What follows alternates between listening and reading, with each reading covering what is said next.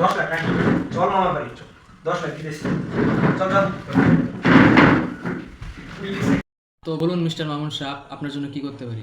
Sir, আপনাকে আমার কাজটা করেই দিতে হবে, এজন্য আপনি যাহা চান আমি তাই দিতে রাজি। তো মিস্টার মামুন সাহেব, এটা তো অনেক বড় কাজ, তো আমার জন্য কি এনেছেন একটু দেখি।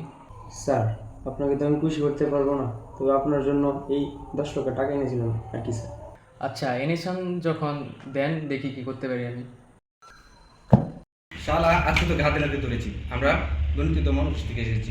10 লাখ রাখি, চল মামার বাড়ি চল, 10 লাখ দিতেছি, চল চল। যেহেতু আসামি হাতে নাতে ধরা পড়েছি, সেহেতু ওর শাস্তি হলো ওকে ভরা আদালতে 1 প্লেট মল খেতে হবে, মানুষের মল। আগে ঘুষ খাইতো, এখন মল খাইবে। তারপর দ্বিতীয় শাস্তি হলো ওকে 20 বছর সশ্রম কারাদণ্ড ভোগ করতে হবে।